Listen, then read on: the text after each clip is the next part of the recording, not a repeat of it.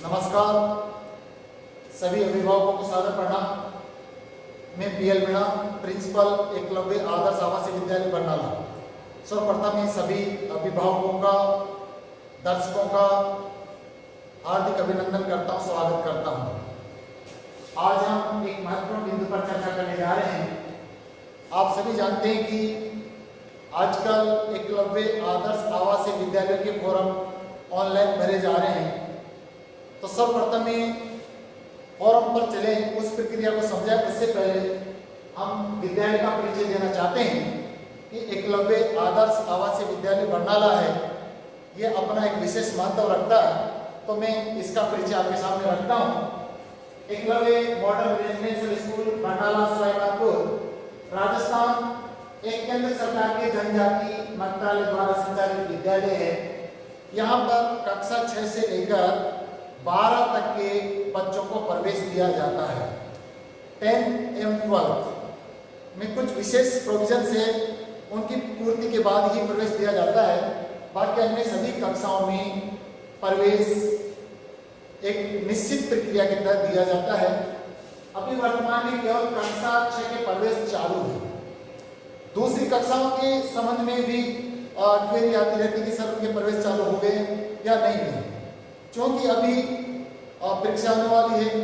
मार्च में रिजल्ट की घोषणा के बाद 6 क्लास के अतिरिक्त जितनी भी क्लासेज हैं उनके प्रवेश की प्रक्रिया शुरू होगी। तो आपकी जानकारी के लिए मैं ये अलग से जानकारी दे रहा हूँ। यहाँ पर विशेष जितने भी एसटी कम्युनिटी के बच्चे हैं उनको विशेष जो इसका एकलव्य आदर्श आवासीय विद्यालय का जो मूल उद्देश्य है, जनजाति के छात्रों को विशेष शिक्षा प्रदान करना है, गुणवत्तापूर्ण शिक्षा प्रदान करना है, बच्चों का सर्वांगीण विकास, ऑल राउंड डेवलपमेंट करना है। परंतु भारत सरकार ने सत्र 2025-26 के लिए न सिर्फ जनजाति के बच्चों के लिए, बाकी ओबीसी, एससी या अन्य जाति के जो विशेष कैटेगरी में बच्चे आते हैं उन पर चर्चा आगे करेंगे। उनके प्रवेश के लिए भी प्रोविजन रखे हैं। कुछ पैरामिलिट्री फोर्सेस, नर्सिंग स्टाफ, जितने भी मेडिकल स्टाफ है उनके लिए भी अलग से प्रोविजन रखा है। तो ये एक अच्छी पहल भी है और सभी को एक अच्छा मौका मिलेगा। दूसरा, स्कूल का एक परिचय थोड़ा ये भी है कि विद्यालय कैंपस है, कुल 33 बीघा जमीन में स्थित है और इसमें 480 विद्यार्थियों को प्रवेश देने की क्षमता है। हमारे यहाँ पर कुल सीट 480 है। वर्तमान में 240 बच्चे पढ़ रहे हैं और इस सत्र 2025-26 के लिए कक्षा 6 के लिए हमारे पास 60 सीटें रिक्त हैं। उनके लिए ऑनलाइन फॉर्म भरे जा रहे हैं। इसके अलावा इस कैंपस में शिक्षकों के लिए रेजिडेंस है। यहाँ पर एक गेस्ट हाउस भी है, नई बिल्डिंग बनकर तैयार हो गई है, 9 नए क्लासरूम भी बन चुके हैं। इसके साथ यहाँ पर हमारे पास फिजिक्स, केमिस्ट्री, बायो, मैथ इनके लैब उपलब्ध हैं जो उन पर सुसज्जित किए जा रहे हैं और काफ़ी अच्छी गुणवत्तापूर्ण शिक्षा यहाँ प्रदान की जाती है। यहाँ पर 11-12 में कला और विज्ञान संकाय है। यहाँ पर दोनों स्ट्रीम है। कॉमर्स के बच्चे भी हमें कम मिल रहे हैं। अगर कॉमर्स के बच्चे ज़्यादा होंगे तो कला संकाय के साथ साथ वाणिज्य संकाय भी शुरू कर दी जाएगी तथा छात्रों को विज्ञान, गणित, सामाजिक अध्ययन, अंग्रेजी और अन्य विषयों की शिक्षा दी जाती है। इसके साथ साथ यहाँ पर संस्कृत और रीजनल लैंग्वेजेस पर भी फोकस किया जाता है और विभिन्न गतिविधियों के माध्यम से न सिर्फ जो राजस्थान में जितनी भाषाएं उनकी शिक्षा दी जाती बल्कि हमारे यहाँ भारत सरकार के द्वारा लागू किए बहुत सारे कार्यक्रमों के तहत आसामीज, नागामीज और जितनी भी भारत की साउथ दक्षिण भारत की जितनी भी भाषाएं हैं उनकी भी शिक्षा यहाँ पर बखूबी दी जाती है। यहाँ पर बच्चों के समग्र विकास के लिए सांस्कृतिक और शारीरिक गतिविधियाँ आयोजित की जाती है। तो इस पर मैं विशेष फोकस डालना चाहूँगा कि आप सबको बताना चाहता हूँ कि एकलव्य आदर्श आवासीय विद्यालय भारत सरकार की एक स्वायत्त निकाय है नेस्ट, उसके द्वारा संचालित होता है और जो नेस्ट है, नेस्ट प्रति वर्ष स्टेट सोसाइटी के माध्यम से रीजनल लेवल के सांस्कृतिक एवं खेलकूद कार्यक्रम प्रतियोगिताएं आयोजित करवाते हैं।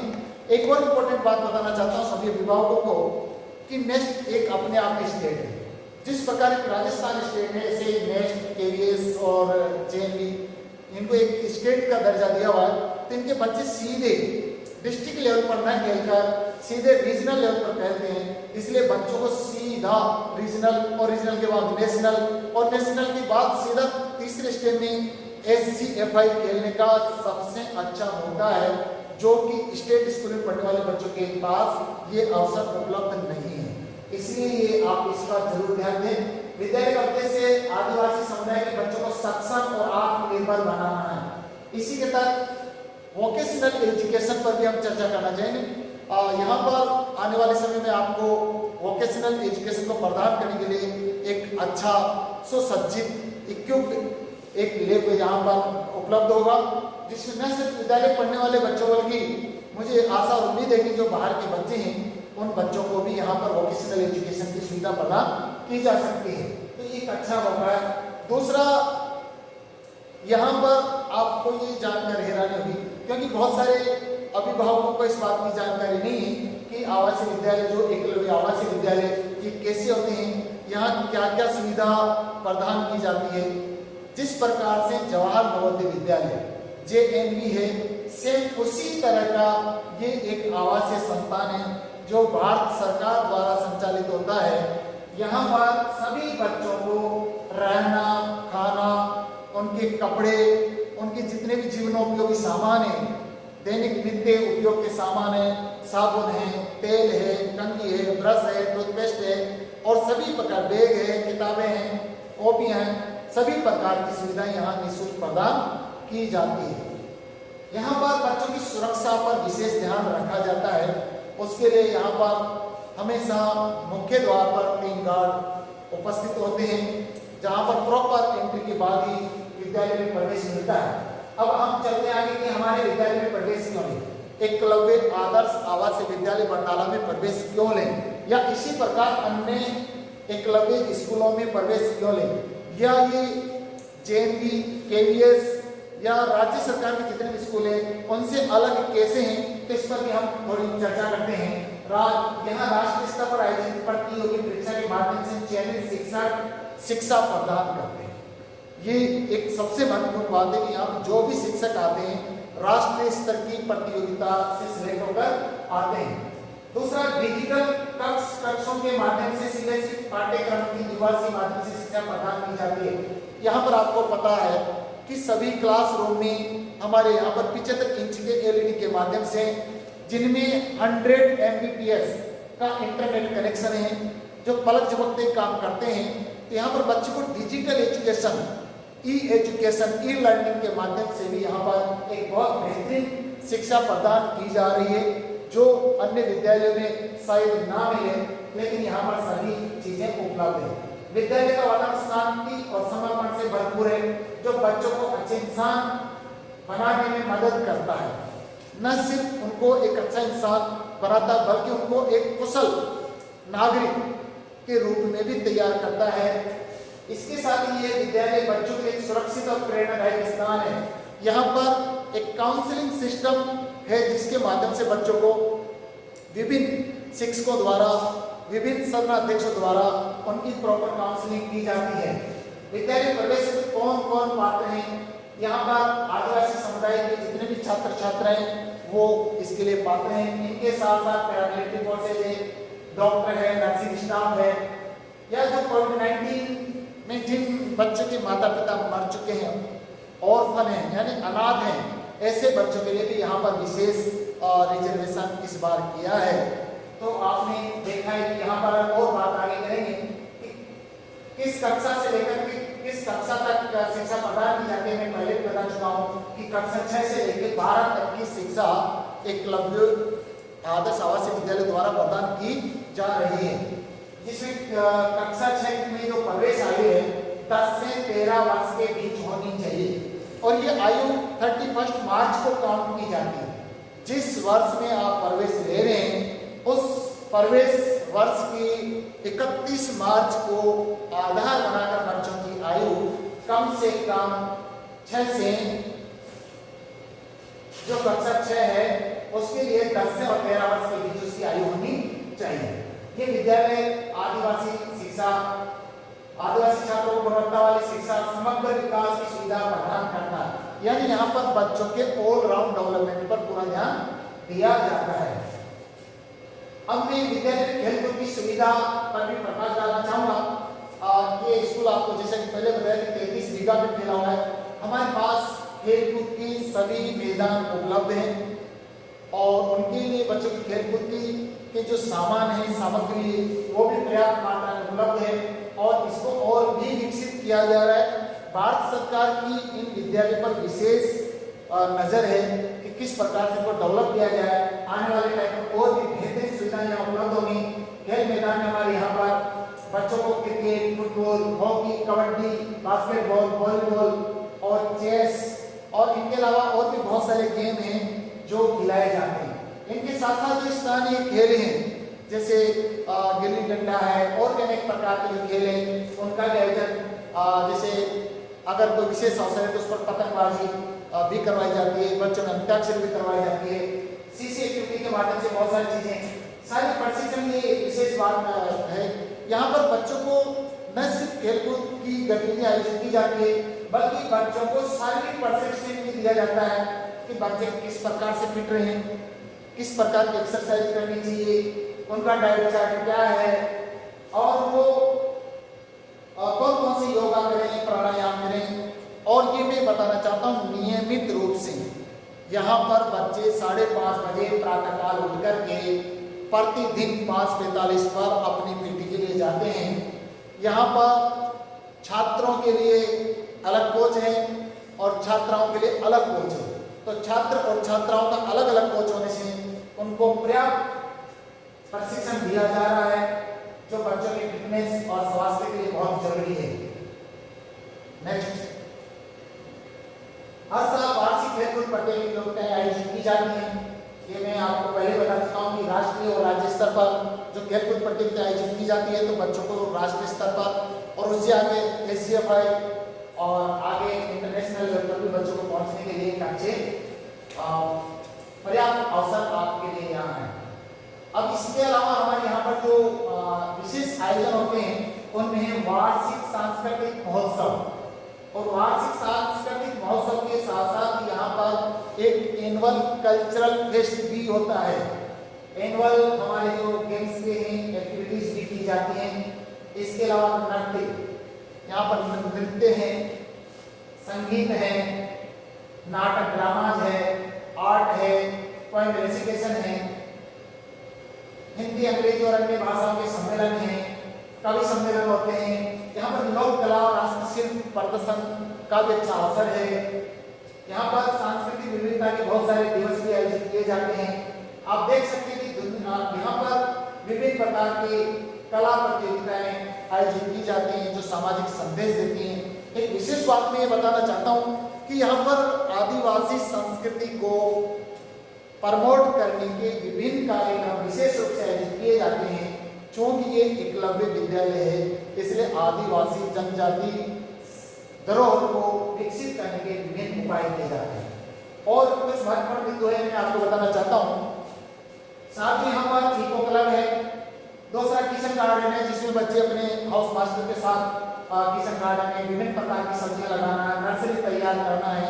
ऐसी उनको एक इक्विप्ड उनकी कौशल क्षमता का विकास करने के लिए विभिन्न प्रकार के कार्यक्रम आयोजित और गतिविधियां चलते हैं। जैसे पोषण वाटिका में विभिन्न प्रकार के फलदार, फूलदार, मेडिसिनल प्लांट लगाए जाते हैं जिनमें बच्चों का अहम योगदान रहता है और बच्चों को ये बताया जाता है कि किस पौधे या पेड़ का जो है मेडिसिनल यूज है।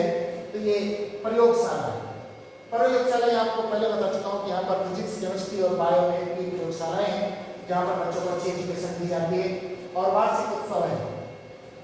इसके अलावा सभी इस बात पर ध्यान दें, आपके सामने हेल्प डेस्क है। इनमें श्री सुमित रियाल, इनके नंबर है 9897979511। एक बार और रिपीट करता हूँ, श्री सुमित रियाल है जो प्रवेश की हेल्प डेस्क हैं। उस प्रक्रिया को समझने के लिए आप श्री सुमित रियाल से 989779 5112 पर संपर्क कर अपनी समस्या का समाधान कर सकते हैं। तो ये अभिभावकों की सुविधा के लिए हमने एक हेल्प डेस्क भी रखी है। अब हम आगे चलते हैं कि किस प्रकार से हम फॉर्म भरें। तो सबसे पहले आपको गूगल सर्च बार पे जाना है। गूगल सर्च बार पर जैसे आप देख रहे हैं, यहाँ पर हम टाइप करेंगे www.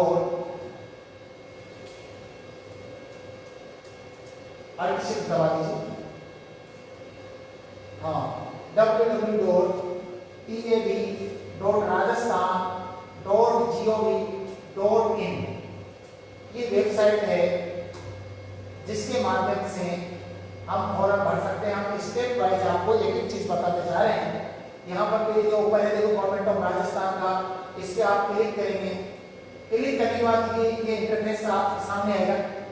प्लीज बताइए ये जो जब ये इंटरफेस आएगा हमारी इस वेबसाइट का, तो आप यहाँ पे जो ये क्लिक कर रहा है नीचे फुटर में online portal for admission in model residential school class 6 only.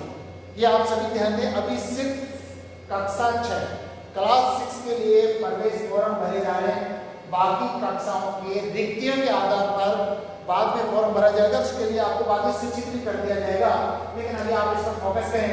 फिर यहाँ पर जो आप देख सकते हैं advertisement for online admission in MRS, important dates for online admission in MRS, फिर help document for student to fill online admission form. तो सबसे पहले ये एडवर्टाइजमेंट पहले आपने देखा होगा अखबार आजकल, लेकिन इसमें इंपॉर्टेंट डेट्स हैं, इस पर चर्चा करना चाहूंगा। ये देखिए रिलीज ऑफ एडमिशन, ये हमारे यहाँ पर 28 जनवरी 2025 को ये रिलीज हो चुका है। दूसरा डेट ऑफ रजिस्ट्रेशन 30 जनवरी से स्टार्ट हुआ है। लास्ट डेट ऑफ रजिस्ट्रेशन ये 20 फरवरी है, इसलिए कोई इसमें देरी नहीं करें क्योंकि आगे डेट एक्सटेंड होने की संभावना बहुत कम है, इसलिए इस अवसर को कभी न गवाएं। इश्यू ऑफ एडमिट कार्ड ये आपको 27 फरवरी 2025 को एडमिट कार्ड इश्यू देंगे। कंडक्ट ऑफ हमारे सिलेक्शन टेस्ट EMRSST इसको ऐसा बोलते हैं, तो 2 मार्च 2025 को ये टेस्ट आयोजित होगा। टेस्ट कहाँ आयोजित होगा? एकलव्य आदर्श आवासीय विद्यालय बरनाला में। जो बच्चे यहाँ के लिए फॉर्म भर रहे हैं उन बच्चों का टेस्ट स्कूल लेवल पर एकलव्य आदर्श आवासीय विद्यालय बरनाला में आयोजित किया जाएगा। तो इस पर कोई आपको कंफ्यूजन नहीं रहना चाहिए। Display and publishing of first provisional merit list ये 18 मार्च 2025 को पब्लिश, जो इनकी मेरिट लिस्ट है बच्चों के जिनका एडमिशन होगा उनकी लिस्ट में पब्लिश की जाएगी। फिर publishing of marks of all student who all have taken the admission test. तो ये जितने भी एडमिशन टेस्ट में जितने मार्क्स आए बच्चों 22 मार्च को डिस्प्ले होगा। तो ये इसका कहने का तात्पर्य टोटली ट्रांसपेरेंट एक प्रक्रिया के तहत आपके एडमिशन होंगे। आप सभी से मेरा अनुरोध है कि आप किसी भी व्यक्ति की, किसी भी वेंडर के, किसी भी साइबर कैफे वाले के, किसी भी कंप्यूटर शॉप वाले के झांसे में नहीं आए। कोई आपको ये कहता है कि हम एडमिशन करा देंगे, वो सब झूठ है। जो भी प्रवेश होंगे एक पूर्ण पारदर्शी प्रक्रिया के तहत प्रवेश होंगे।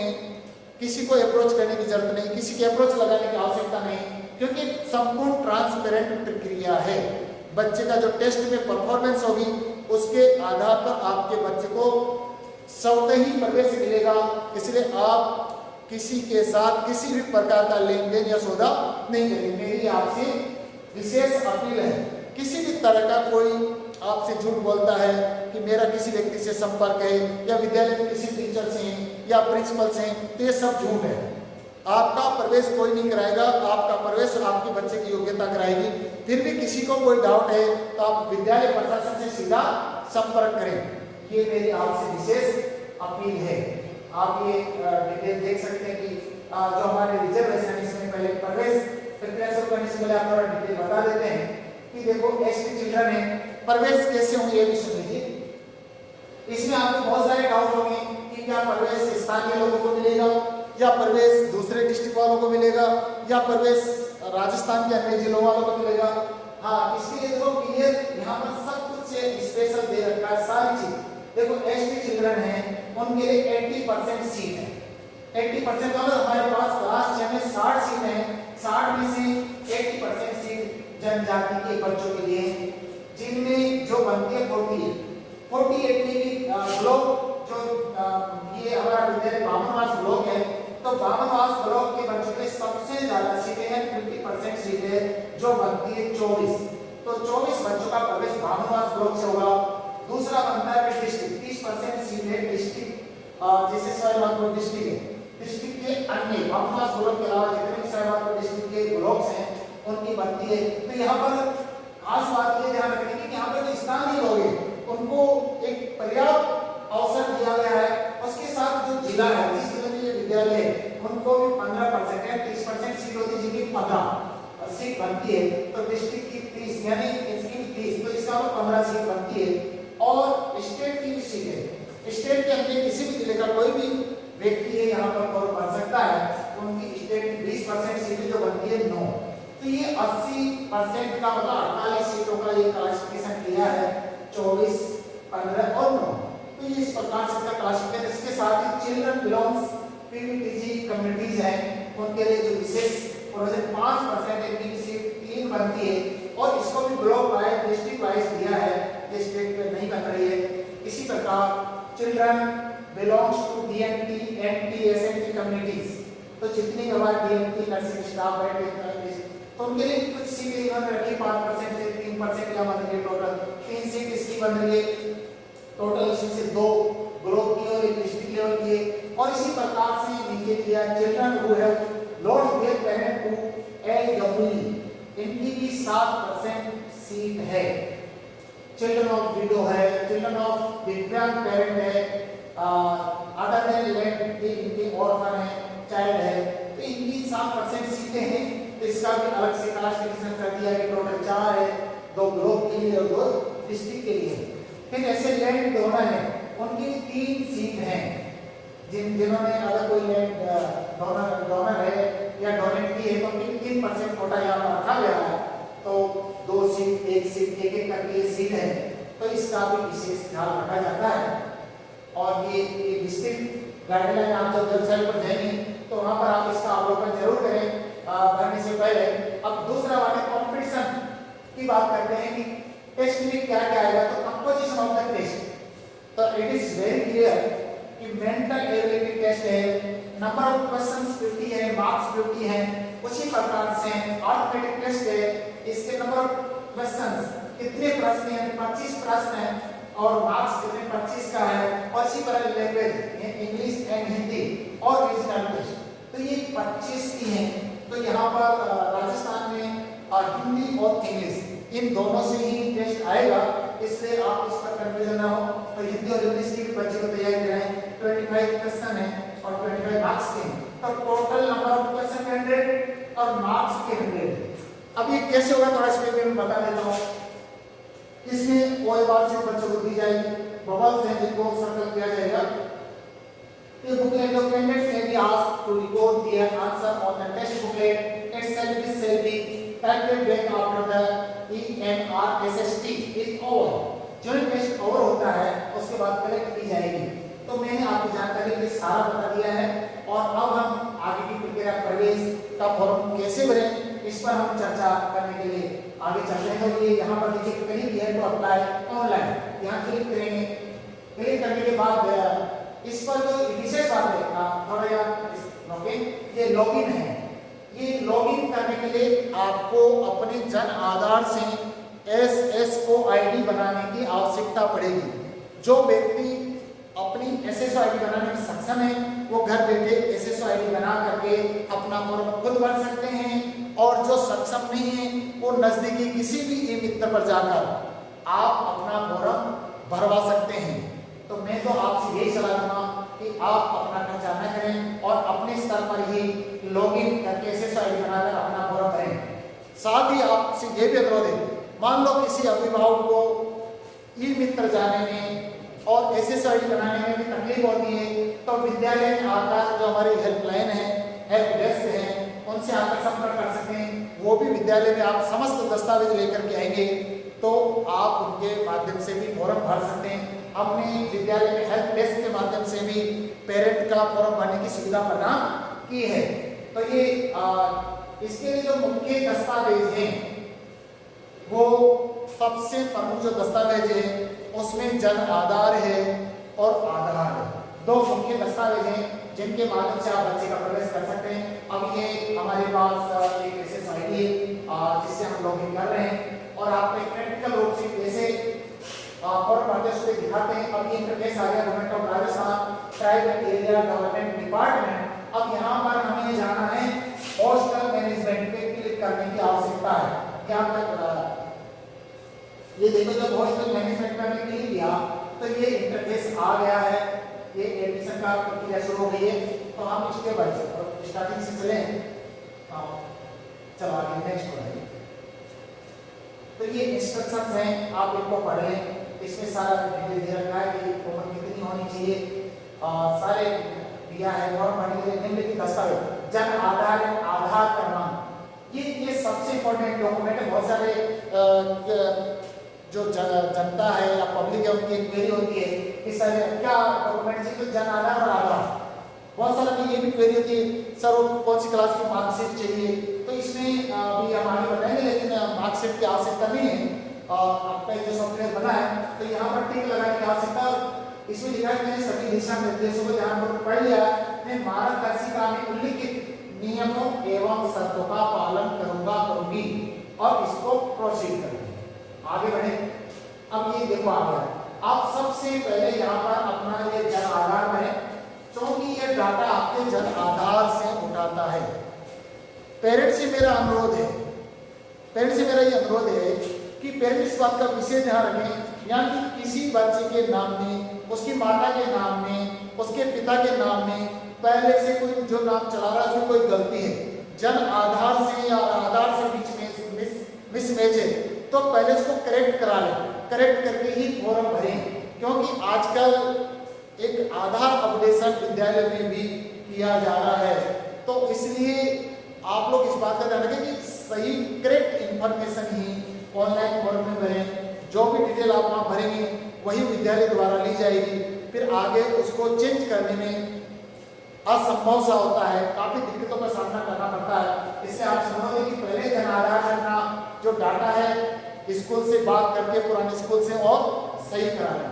अब ये देखो जन आधार किसी बच्चे का फॉर्म हम भर रहे हैं और जिन्होंने रिक्वेस्ट किया था तो क्या रिक्वेस्ट किया था तो देखो ये फॉर्म भरने के लिए बच्चे का फॉर्म भरा जा रहा है। जन आधार नंबर डालते सारा डिटेल आ चुका है बच्चे का और ये हम भर भी रहे इसको। और देखिए ये फोटो भी बच्चे का अपने आप आ गया है। फोटो भी आपको ले जाने या लिंक करने की आवश्यकता नहीं है। तो इसलिए उसको अपने जन आधार को पहले अपडेट जरूर करा लें। आप फॉर्म भरने से पहले अगर बच्चे का कोई फोटो गलत है या बहुत पुराना है तो ये सब चीजें अपडेट जरूर करा लें। और इसमें ये कॉलम्स हैं जो भरने हैं, एक एक कॉलम पर हम चर्चा करेंगे। देखिए गार्जियन, मदर्स, मोबाइल नंबर है, मोबाइल आधार मतलब किसी का भी का मोबाइल नंबर डाल सकते हैं। तो ये हम यहाँ पर इसका फिर आगे करें। क्या आप विधवा के बच्चे हैं तो अगर विधवा का बच्चा तो यस करेगा, नहीं तो नहीं करेगा। यू आर डिसेबल, क्या आप दिव्यांग हैं तो अगर यस तो इसका भी आपको फायदा मिलता है है तो, लेकिन उसके लिए डॉक्यूमेंट देने पड़ेंगे एडमिशन के समय। तो इसलिए आप गलत सूचना बिल्कुल नहीं भरें। अगर आप गलत सूचना भरकर प्रवेश ले लेते हैं तो जब आप विद्यालय में प्रवेश के लिए जाएंगे तो अगर आप उचित दस्तावेज जमा नहीं करने की स्थिति में आपका प्रवेश निरस्त किया जा सकता है। इसलिए आप वही बने जो आप पर एप्लीकेबल है।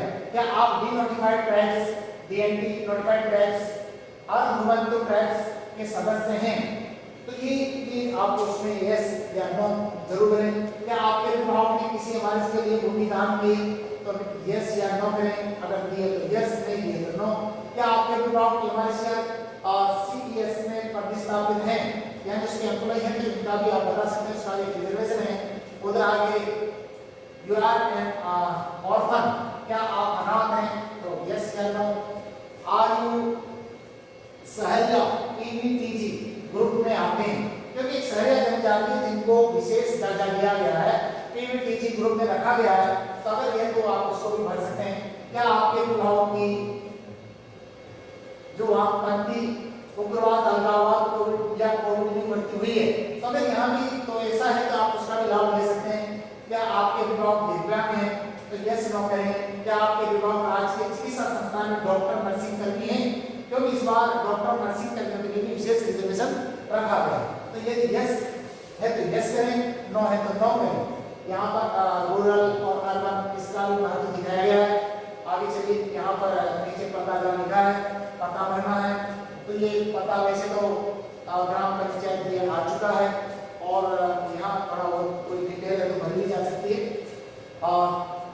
तो करंट स्कूल का नाम यहाँ पर अध्ययन यहाँ भरें, जहाँ भी बच्चा पढ़ रहा है तो उसका नाम जैसे हम भर रहे हैं क्लास 8। एक और मैं विशेष बात बताना चाहता हूँ, आप सभी आम जनों से मेरा निवेदन है कि इस बात का ध्यान रखें कि अभी जो 6 क्लास में प्रवेश के लिए बच्चे को वर्तमान में यानी सत्र 2024-25 में सिर्फ और सिर्फ कक्षा 5 में अध्ययनरत होना चाहिए। अभी वर्तमान अगर कोई बच्चा 6 में पढ़ रहा है 2024-25 में, तो 6 वाला बच्चा 6 के लिए नहीं भर सकता, 7th वाला भी 6 के लिए, हाई क्लास वाला भी नीचे के लिए नहीं भर सकता, या एक क्लास ज्यादा नीचे है वो भी, यानी 4th में पढ़ने वाला बच्चा 6 के लिए नहीं भर सकता, सिर्फ 5th क्लास वाला बच्चा 6 के लिए भर सकता है। इस बात का विशेष ध्यान रखें। ये करंट विद्यालय का नाम लीजिए, इसका नाम लीजिए,